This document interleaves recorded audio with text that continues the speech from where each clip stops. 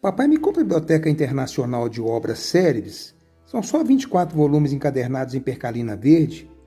Meu filho, é livro demais para uma criança. Compra assim mesmo, pai, eu cresço logo. Quando crescer eu compro, agora não. Papai, me compra agora, é em percalina verde, só 24 volumes. Compra, compra, compra. Fica quieto, menino, eu vou comprar. Estes são os versos iniciais do poema Biblioteca Verde, do escritor e poeta mineiro Carlos Drummond de Andrade. Este poema diz respeito à obra que vamos abordar a seguir. Na biografia de Carlos Drummond de Andrade, Os Sapatos de Orfeu, escrita pelo jornalista José Maria Cansado, há uma contextualização um pouco maior relacionada a esse estranho pedido.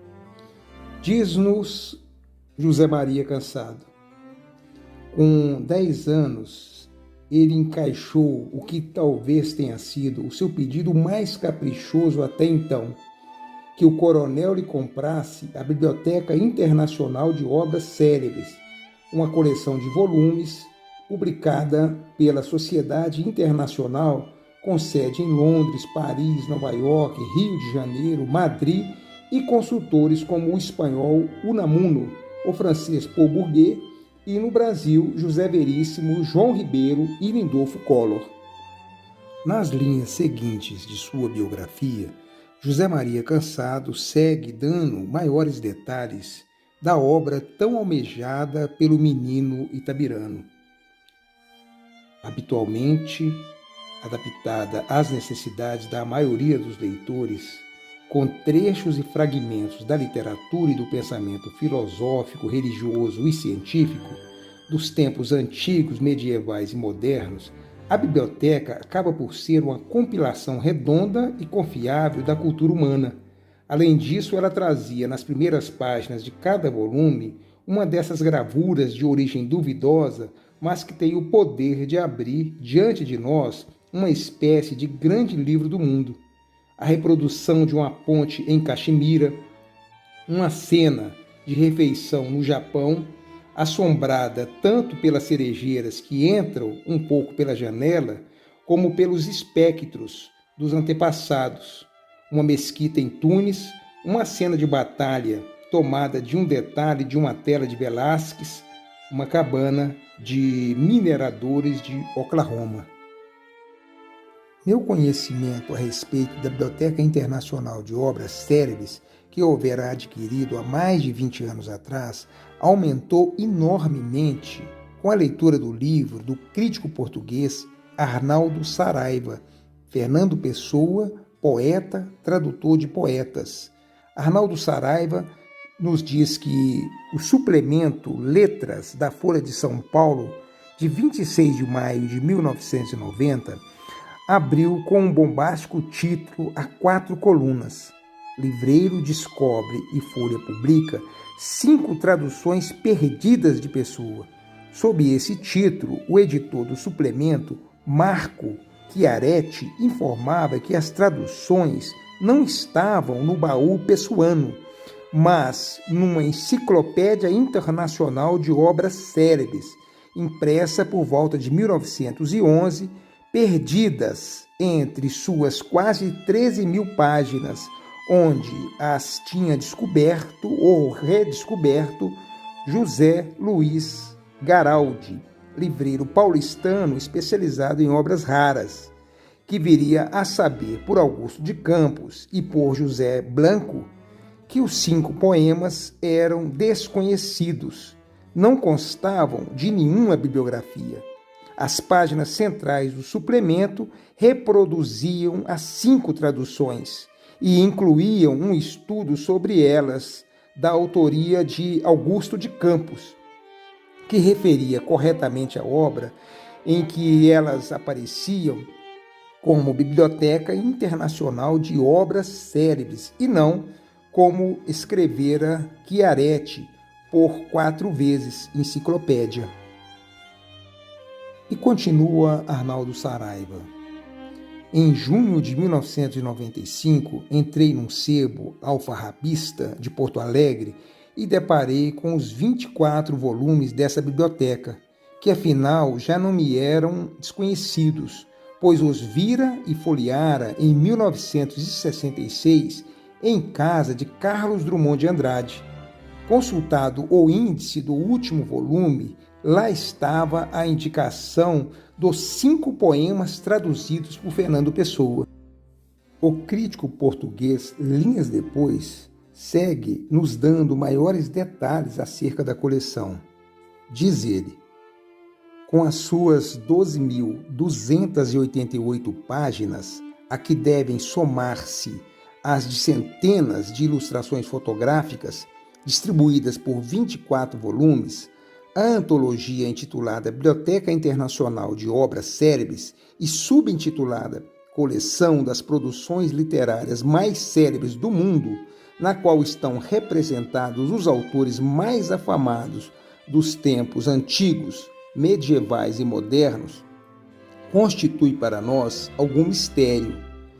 Ignorada por antigos ou recentes e importantes estudos e histórias da literatura portuguesa e brasileira, não sabemos exatamente quem a organizou, nem quando e onde foi impressa e distribuída. As indicações editoriais, sempre as mesmas, que ela contém em qualquer de seus volumes, são apenas as do editor Sociedade Internacional, de Lisboa, Rio de Janeiro, São Paulo, Londres, Paris, de que não nos é dado qualquer endereço, e as dos nomes dos seus redatores principais em diversas 12 capitais, e também as dos seus colaboradores e críticos especiais em 16 países. Embora Madrid ou outras capitais latino-americanas não apareçam ligadas à Sociedade Internacional, conhecemos em castelhano uma edição em tudo idêntica à da Biblioteca Internacional, título, formato, grafismo, organização, com bem maior representação de autores de língua castelhana e com uma só representação de autores portugueses e nenhuma de brasileiros. Arnaldo Saraiva nos informa ainda que tanto a edição portuguesa como a castelhana seguiram um modelo inglês de uma obra publicada em 1899 em Londres, em 20 volumes, intitulada Biblioteca Internacional de Literatura Famosa. Essa obra teve como diretores Richard Garnett, do Museu Britânico, bem como Léon Vallée, da Biblioteca Internacional de Paris, e Alor Brand, da Universidade Imperial Alemã, e Donald Mitchell, da Universidade de Yale, assim como contou com a colaboração dos mais importantes intelectuais de fins do século XIX e início do século XX. Arnaldo Saraiva, ainda se ocupando da coleção inglesa, nos informa que essa antologia internacional, onde abundam autores medíocres de língua inglesa, também desprezou as literaturas de língua portuguesa, que só foram representadas por Camões. Mas a edição portuguesa favoreceu a representação anglo-americana bem mais ampla do que a francesa, a alemã, a espanhola e a italiana, e se substituiu nomes e se afastou da ordem da edição inglesa, conservou, no entanto, boa parte dos textos dos autores que manteve. Por isso também não é de estranhar que um ou outro texto não apareça escrito expressamente para esta obra quando já aparecia na edição inglesa. Há semelhanças e coincidências entre a edição inglesa e a edição portuguesa da Biblioteca Internacional. Uma delas é o texto de abertura, que aparece em ambas as edições, de autoria do então diretor do Museu Britânico, Richard Garnett, que por sinal foi tradutor de Camões e que tinha falecido em 1906, quando saiu a edição em português. Este texto, publicado em ambas as edições, traz uma reflexão sobre a utilidade e o valor das antologias, concluindo que, se forem habilmente adaptadas às necessidades da maioria dos leitores e não se mostrarem demasiadamente tolerantes para as obras de inferior merecimento, podem servir para familiarizar o leitor com o que de mais excelente existe no nosso tempo e lembrar ao autor as verdadeiras condições que granjeiam a duradoura fama. A edição brasileira da Biblioteca Internacional de Obras Célebres, tratando-se de uma edição em português, é natural a presença nela de muitos autores portugueses e brasileiros, às vezes com numerosos textos. Vejam-se, sobretudo, como exemplo, o de Camões, com mais de 25 textos, 5 ilustrações e vários estudos que lhe são consagrados. Ou de Machado de Assis, com 11 textos. Mas o número de autores e de colaboradores e críticos especiais brasileiros que são destacados na primeira folha de rosto e que são associados a 7 cidades ou estados do Brasil: José Veríssimo, Rio de Janeiro; Vicente de Carvalho, São Paulo; Arthur Orlando, Pernambuco; Reis Carvalho, Maranhão; Constâncio Alves, Bahia; Lindolfo Collor, Rio Grande do Sul; e João Ribeiro, Sergipe, indica, sem dúvida, o público-alvo da edição, mesmo que, com tudo isso, nos pudesse levar a crer que ela tenha sido feita em Portugal. Eduardo Freitas da Costa escreveu em 1951 que a edição destinava-se a ser publicada no Brasil. Publicada, nesse caso, quer dizer impressa e distribuída ou só distribuída, isto é, vendida. Eis aqui uma indagação. Durante o século XIX e ainda no início do século XX, era corrente a prática de imprimir em Portugal ou na França ou em outros países da Europa livros e publicações destinados ao Brasil. Veja-se o caso de Machado de Assis, que durante muitos anos foi publicado pela editora Garnier, em Paris, para onde os originais de seus livros eram remetidos. Em outro trecho de sua obra sobre Fernando Pessoa como tradutor, o crítico português Arnaldo Saraiva nos diz que, tanto quanto sabemos, escasseiam em Portugal as coleções da biblioteca. Por exemplo, não encontramos nenhuma na Biblioteca Nacional de Lisboa, nem em bibliotecas públicas portuenses, mas soubemos da existência de uma na Biblioteca Municipal de São João da Madeira. O livreiro antiquário Manuel Ferreira vendeu já há alguns anos uma coleção, e a livraria acadêmica de Nuno Canavês tem à venda uma coleção incompleta. No Brasil, vimos em 1995 4 coleções, uma das quais incompleta, à venda em livreiros de Porto Alegre e Rio de Janeiro. Mais importante do que isso é saber do sucesso da biblioteca, não em Portugal, mas no Brasil. Com relação a essa coleção, há pelo menos 2 testemunhos relevantes. O primeiro é de Carlos Drummond de Andrade, que num livrinho inédito que reúne conversas de rádio, quase memórias, fala na emoção com que, por volta dos seus 10, 11 anos, ele nasceu em 1902, vira chegar à sua casa a Biblioteca Internacional de Obras Célebres, que o pai comprara no Rio de Janeiro e que entrou triunfalmente em Itabira em cima do lombo de um burro, isto é, pelo correio. Essa biblioteca foi também disputada por seu irmão, que se considerou dono da metade dos volumes, até o dia em que discutiu com Carlos e perdeu a discussão e uma aposta que valia exatamente essa metade. Em 1966, Drummond ainda guardava a coleção que constituíra o seu acervo de cultura de tempos juvenis. Dava para o rapazote brilhar, sabia um pouco de tudo, dirá Drummond. Em 1983, publicaria no livro Menino Antigo, Boitempo II, e o expressivo poema Biblioteca Verde.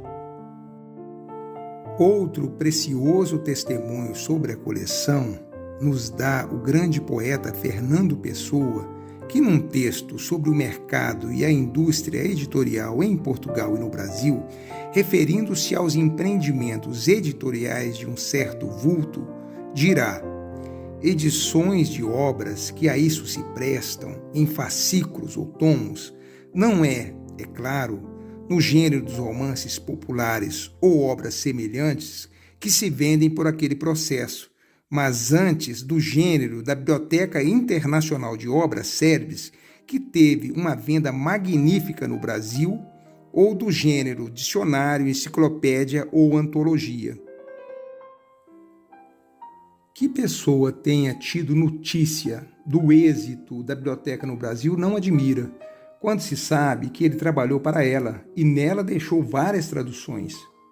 O que pode causar admiração é que tenha sido pedida a sua colaboração quando o seu nome literário ainda não tinha prestado provas públicas das suas capacidades poéticas. Quando e como lhe terá chegado o convite para essa colaboração? Essa pergunta obriga a refletir sobre as datas de preparação e da edição da biblioteca. Como foi dito, nenhum dos volumes dessa obra contém qualquer indicação relativa ao ano ou aos anos de sua publicação, o que não quer dizer que não possamos determiná-lo. Por outro lado, sabe-se que essa publicação foi acompanhada de anúncios em revistas da época. Podemos inferir essa data a partir de algumas notas bibliográficas, sobretudo as referentes a alguns autores ao tempo ainda produtivos. Vemos assim que no volume 3º é indicada uma obra de Silvio Romero, Evolução dos Gêneros na Literatura Brasileira, datada de 1912. No volume 15 é indicada uma obra de Carlos Malheiro Dias, Do Desafio à Debandada, publicada em 1912. E no último volume, a nota referente a Bernardino Machado termina assim: é senador e foi há pouco nomeado ministro plenipotenciário no Rio de Janeiro. Ora, sabemos que essa nomeação foi feita oficialmente em 20 de janeiro de 1912. E também sabemos que o redator principal português, Gabriel Vitor do Monte Pereira, faleceu em 16 de dezembro de 1911. Termino agora essa breve historieta sobre a Biblioteca Internacional de Obras Célebres, lendo 2 trechos de versos do poeta Carlos Drummond de Andrade, retirados do seu famoso poema Biblioteca Verde. Vai dizer Drummond em dado trecho deste famoso poema: chega cheirando a papel novo, mata de pinheiros, toda verde. Sou o menino mais rico dessas redondezas. Orgulho não, inveja de mim mesmo. Ninguém mais aqui possui a coleção das obras célebres. Tenho de ler tudo. Antes de ler, que bom passar a mão no som da percalina, esse cristal de fluida transparência, verde, verde. Amanhã começa a ler, agora não. Mas leio, em filosofias tropeço e caio, cavalgo de novo o meu verde livro, em cavalarias me perco medievo. Em contos, poemas, me vejo viver. Como te adoro verde pastagem, ou antes, carruagem de fugir de mim e de me trazer de volta a casa, a qualquer hora, num fechar de páginas. Tudo o que sei é ela que me ensina. O que saberei e o que não saberei nunca está na biblioteca em verde murmúrio de flauta percalina eternamente.